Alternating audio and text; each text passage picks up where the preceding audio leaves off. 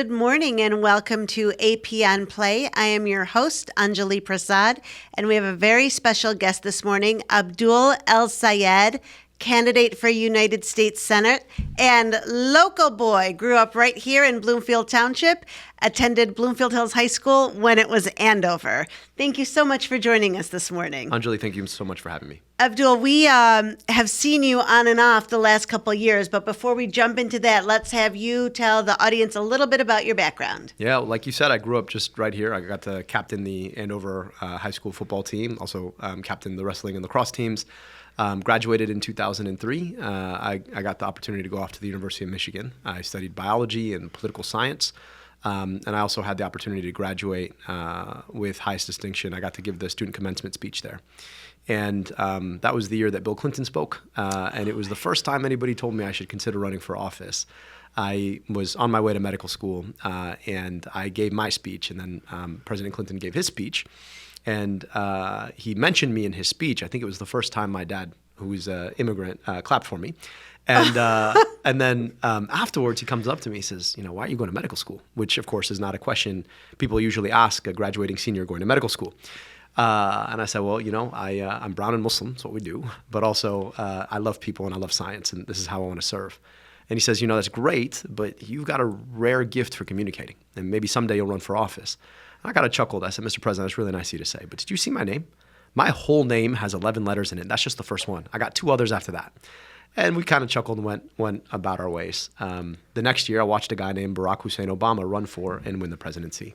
I knew I wanted to be a doctor in large part because, when I would travel off to Egypt, where my folks immigrated from, I would spend a lot of my summers with my grandmother. She lost 2 babies before their first birthday of the 8 to whom she gave birth.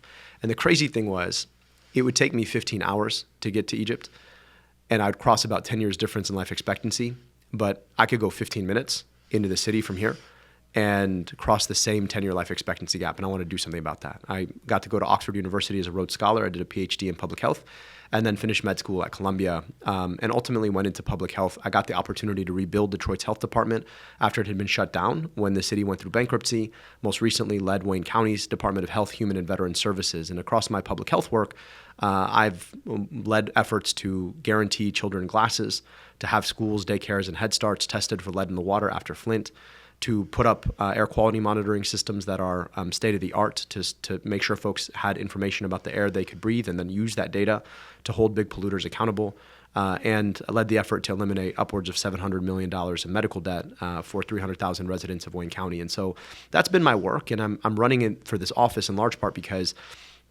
I believe that it just shouldn't be this hard. People are struggling to afford basic groceries. They're struggling to provide their kids access to a good school. They're struggling to see a doctor in the first place.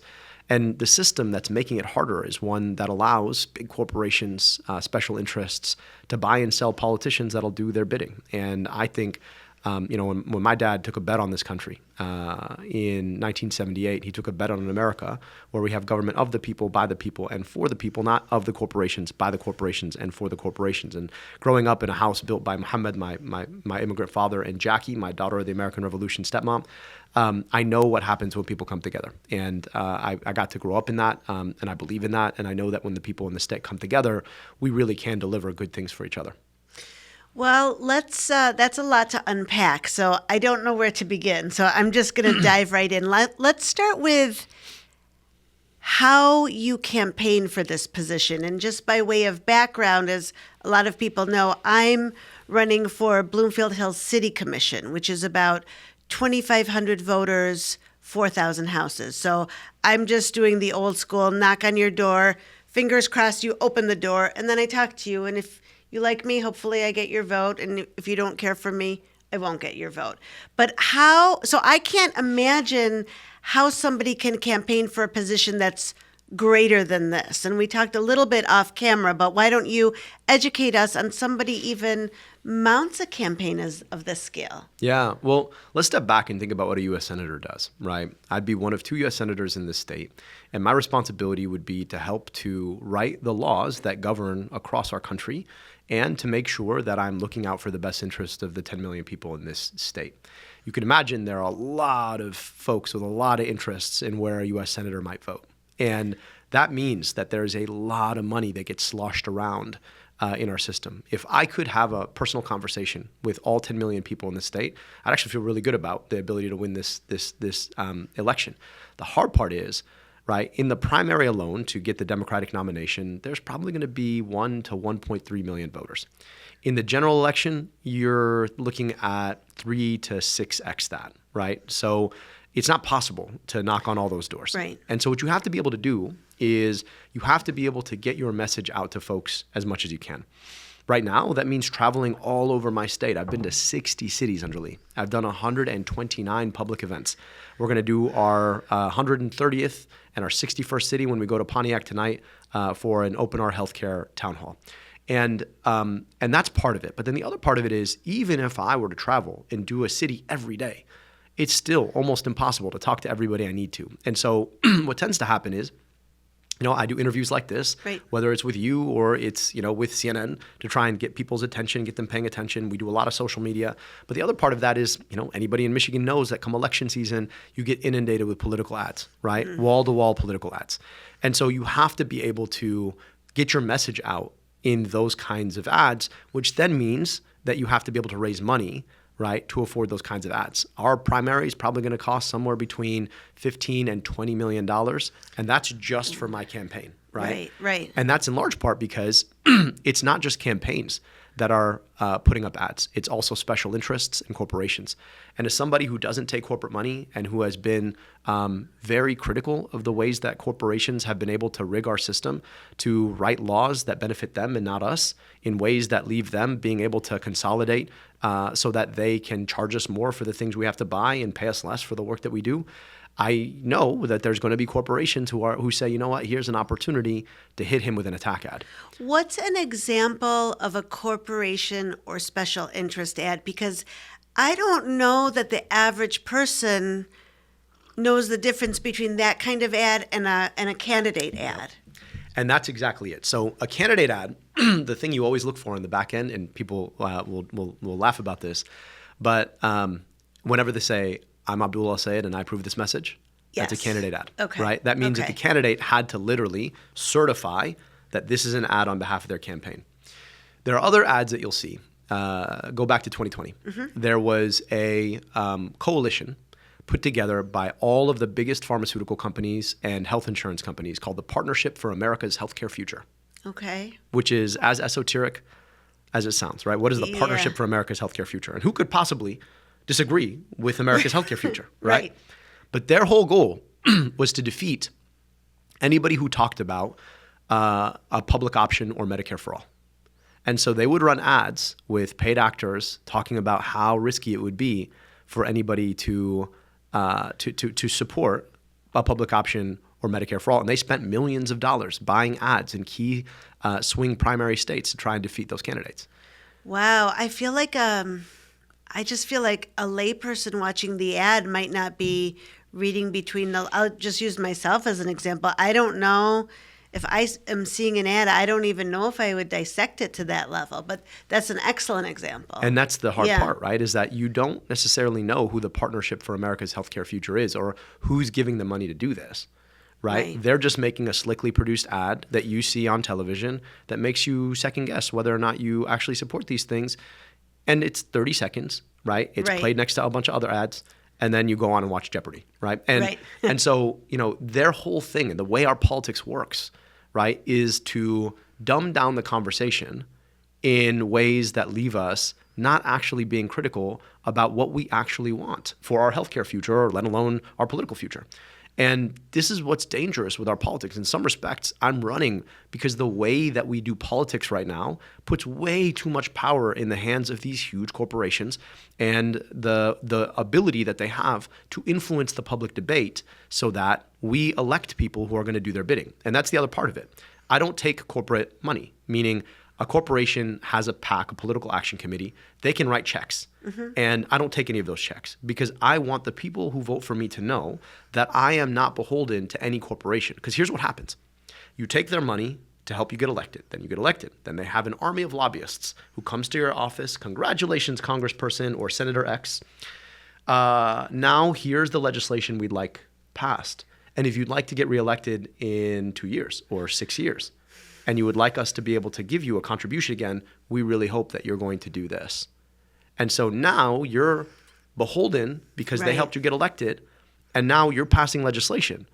And it may be that this legislation, they tell you, is good for the people who voted for you. But when you really look at it, you're like, oh, so you want to deregulate so-and-so industry, make sure that they don't have to actually protect you from the pollution that's coming out of the smokestack, or you're deregulating in the ways that a hospital chain can buy each other up so that there's fewer options for patients to go to, or it's the regulations put on health insurers about who can they have to insure or they don't. Like all of these things play out. Right. And so as you look at our system collectively, when you step back, you're like, man, it's just gotten harder to live in America, right? And it seems like the rich have gotten a lot richer. And I'm not talking about people who earn a fair living doing important work.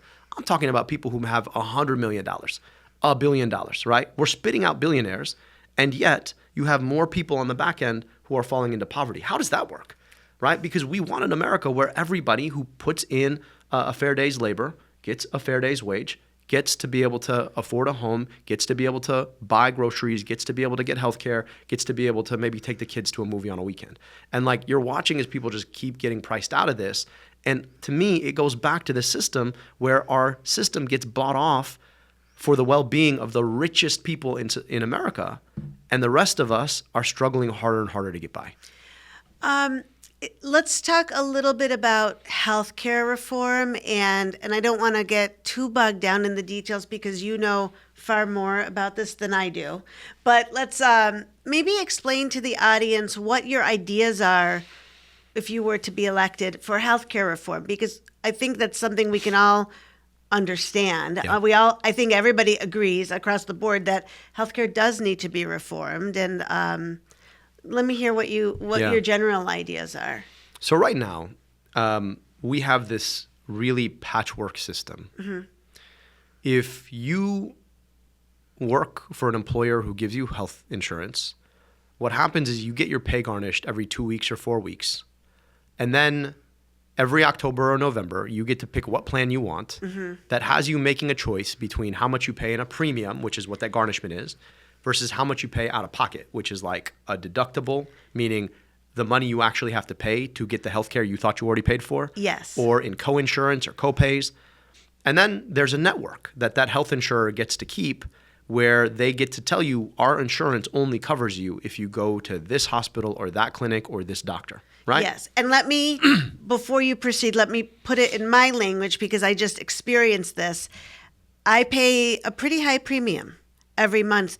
And I honestly didn't know what my deductible was until I had shoulder surgery this year. And I was wondering why my health insurance wasn't covering my surgery. And I was informed that they're not going to cover anything until I hit that very, very high deductible. So I've got my high premium and my high deductible, and I need to stay in network. So that's what we're talking about here. So please continue. And I bet when you think about your insurance, the part of the word insurance that pops is sure. You want to be sure that you will be covered. That's why we get insurance. It's supposed to make you sure. Yes. And the problem, though, is that the only thing you can be sure of in our current system is that you're going to pay. You're going to pay every 2 weeks or 4 weeks when you get paid, and you're going to pay a deductible when you get sick. And it should not be that way. However, our system is so expensive, in part because all of these insurance companies, they have no incentive to negotiate the price of healthcare downward. And what's happening is, because there's a partnership between these insurance companies and their network, i.e. the hospitals, what you have is the bigger hospitals keep getting bigger because they can get more reimbursements from the insurance companies when they're bigger. And so you get bigger and bigger hospitals that have more and more power, and these insurance companies say, you know what, at the end of the day, we can only keep a slice of what we pay. So if we pay more, the slice is bigger, and the costs keep going up on everybody. And then they're passing the prices back on to you. You know, if you were insured back in the 90s, there weren't deductibles. Right. There weren't copays. Now, my idea is this. I want every single person in this country to be guaranteed health care from the moment they're born to the moment they live a long, long, long, healthy life and pass away peacefully in their sleep at 120, right? but I want them to be guaranteed. Now, if you want to have a little bit of extra insurance from your union or your employer, that's fine. But I don't want you to have to worry about what might happen if you lose your job. And I want you to have an option where there's no such thing called a network, no such thing called a deductible, that it's just there for you. And this is how they do it in almost every other high-income country in the world. We're the only country that does not do it this way, in large part because insurance executives, pharmaceutical executives, hospital executives, they all make a lot of money off the system. And Blue Cross Blue Shield executive made 8 figures last year, 8 figures. Every single one of those dollars is a dollar that somebody like you or somebody like me paid to give our family and ourselves health care. And when you think that everybody's got to get paid, at some point this gets really expensive. Right. So that's what Medicare for All is. It's the idea, not that it's Medicare as it is, it's the idea that there's a guarantee of health care for everybody at baseline that is there for you, that does not go away if you get married, get divorced, turn 26, get a job, lose a job. It's just there for you. And it addresses the patchwork because right now, if you're privately insured as a working person, at some point you turn 65, you transition to Medicare. Or if something happens and you lose your income, you might transition to Medicaid. But all of these programs leave a lot of holes. And there are millions of people in our country who don't have health insurance at all. And guess what? It's not like they don't incur costs because they'll go to an emergency room, they'll get care, which we want to live in a society where everybody can get the care they need. But that care still costs money. And so that gets baked back into the prices that you pay and I pay. So this would be more efficient, it'd be more effective, it'd be guaranteed, and it'd be an opportunity for us to finally do that thing which we should be able to do in the richest, most powerful country in the world, which is at least guarantee people the security of having the health care they need. If the political winds were on your side with your ideas, how long would it take to implement it? It's basically universal health care. Is that is Medicare for all? Yes. Yeah. So how long would it take if the winds were on your side? I think, let's say we passed it tomorrow. I think it'd probably be a 10-year transition. It takes time, right? And you want to make sure you do it right? And you do it over time the right way. And the way you'd probably do it is you'd extend, we have Medicare in this country. So Medicare would need to be improved in some ways. I mean, any senior will tell you it's a crazy thing that Medicare right now doesn't cover, like vision, hearing, dental, which I've never met a senior who didn't need one of those 3. Right. Like I've never met a person who doesn't need dental coverage, Yeah. right? Yeah. So like we can make Medicare better. It also, the reimbursement system can be better. And then you would start to say, okay, right now it covers people who are 65 and up. Let's extend it down to people who are 45 and up. Let's extend it to children, right? So they have that. And then over time, you sort of meet in the middle. And also thinking about the complexity of our country, right? It's a big country, 350 million people, 50 different states. And you think about the ways that you can bring the states in, right? And so you can provide the kind of tailored needs that communities have. But it's that security, right, that I think is just so important that we don't have in this country right now and that we need to get to. Now, look, there are going to be people ideologically who say, well, I just think, people should be left to their own devices. They usually say that until they really need healthcare, right? It's a nice thing to pretend that you're never going to need a thing. Right. But here's the thing about healthcare. Most of us were born in a hospital and most of us will die in a hospital. And in the interim there, you usually end up going to the hospital at least once or twice. So I would much rather be in a situation that everybody's got that. Yeah. And it doesn't mean, and this is the crazy thing, Anjali, medical debt in this country, $225 billion. Do you know what that is? That is more than the GDP of half of the states of the whole country. Are you saying that when you say medical debt, that's the amount of debt that citizens owe on medical bills? Yes. That's what we're talking about? Yeah. That's more than the GDP of half the states in this country. That's a crazy, crazy thing. You think about in America, if you get cancer, 2/3 of the time, you will also go bankrupt. Isn't that crazy? So Sad. Not only does the cancer come for your body, Yeah. but the cancer comes for your wallet. And we don't have to live this way. We just don't. And anybody who tells you that we do, ask them how much money they make on the back end of the system as it is. Is this what Canada has, universal health care? So ironically enough, I was in Canada last week. Oh. And I went to go ask the good Canadians how they deal with their medical debt. Yeah. And it was wild because all of them were like, what? I was like, the debt you get when you get healthcare, well, how do you deal with it? They're like, we don't have this. I was like, what do you mean you don't have this? They're like, that's not a thing here. I was like, what do you mean? They're like, yes, I have never had to worry about being able to pay for my healthcare. And the interesting thing is this. When you talk about Canadian healthcare, you know what people bring up in the US? They say, well, the waiting lines. Do you know how long the average waiting line to see a cardiologist in America is?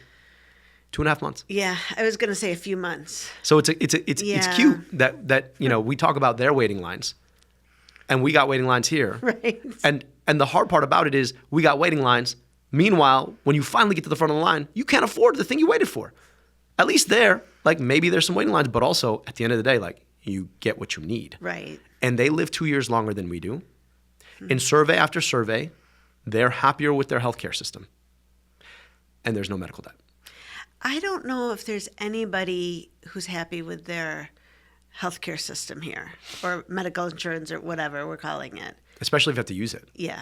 Well, yeah. I think a lot of people, like you said, right? You had it. You're like, I have to tell you, I was in sticker shock. Now, I'm not complaining. I'm very fortunate. I run my own business and I provide for my healthcare. So I am not complaining.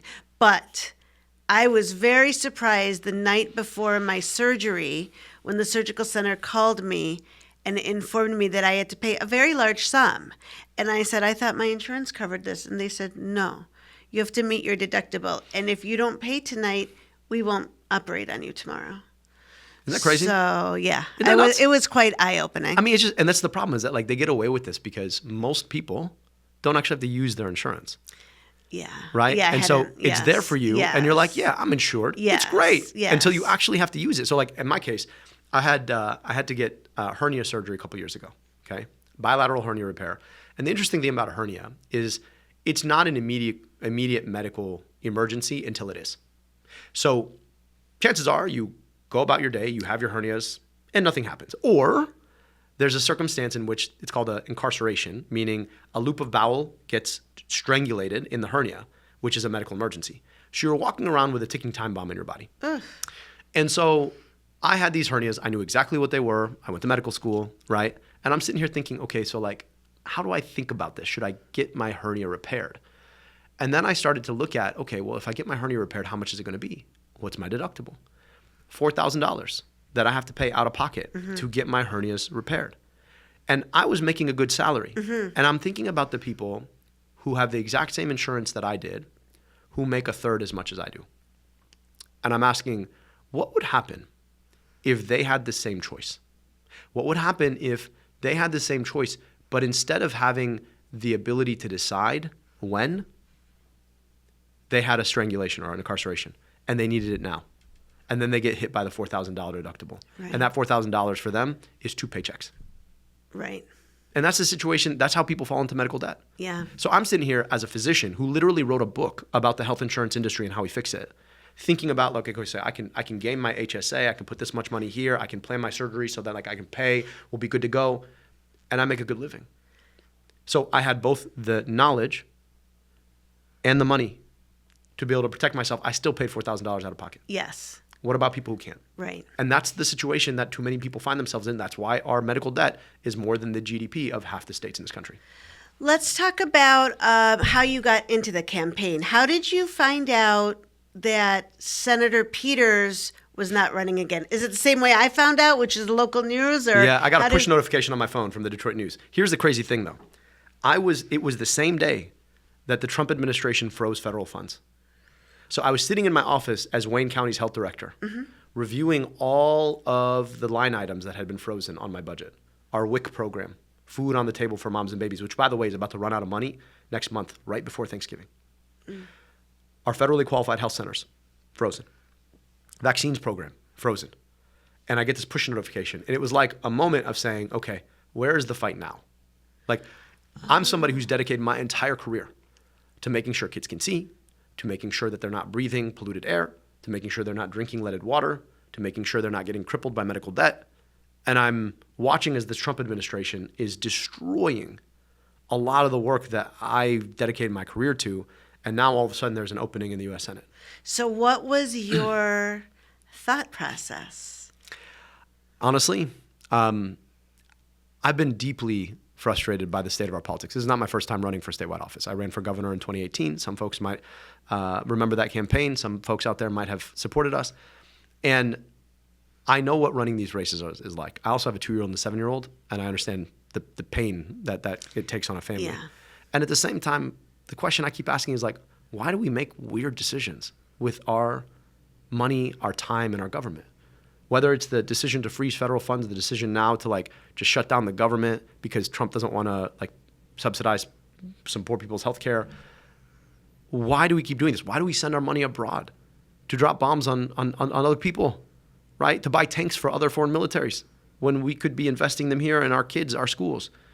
And my whole career has been about trying to do the right thing by people in our communities, watching as we keep doing the wrong thing with our money by people in other communities and thinking, you know what, like enough is enough. And so I just said, you know what, like if this is an opportunity to build the kind of government leadership that is befitting of my kids, of your kids, of kids everywhere, then maybe this is a shot we got to take. And I can't remember, how long ago was that you formed your committee and that you... So we launched on April 17th. Okay, so you launched on April 17th. And how's it going on the campaign trail? I know it's tiring. It's tiring, and Yeah. you know Yes. from personal experience, it's And tiring. this is you're not working anymore. No, I quit my job. Yeah, this is your Yep. full-time job, yes. It has to be. It has to be. Yeah.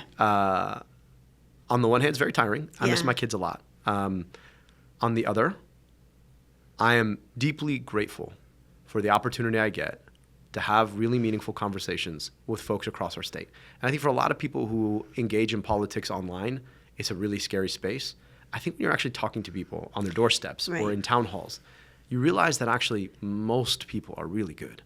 And they want the very basic things for themselves and their loved ones and for their communities. And if we can all tap into that, that's, I think, where we take our government back and actually build something that doesn't tear us apart, that brings us together. Just to be clear on the process, you're running in the Democratic primary, right? Yes. And so when is that going to be on the ballot? In August of 2026. Oh, you've got like almost another year left. Yep. So in August of 2026, this is going to be on the ballot. Yep.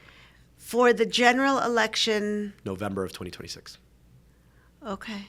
Yeah, it's a long, long road. That's a long, long road. Well, I appreciate you coming here. I love to talk to, in particular, local people. And we have to do a shout out to Miss DeAngelis. Yes. Who we were talking offline with my son, who's a high school senior, and they were going back and forth on any teachers they had in common. And Miss DeAngelis taught my son honors pre-calc last year, and turns out... Freshman, I think it would have been freshman algebra that she taught me. And that was the first year she was teaching. So shout out to Miss DeAngelis, and quite frankly, all public school teachers who, you know, you went through the public school system. They're doing My the Lord's kids, work. yes. So grateful and for so I think that's it. I don't know what else to say. Let me just talk again about your Open Our Healthcare tour. What is this? So we have an event tonight Okay. at 7 o'clock in Pontiac. It's an Open Our Healthcare tour. Folks can follow me on social media, Abdul El-Sayed, and you'll hear all about it. Come out. We'll be talking about the nature of our healthcare system. You'll be hearing from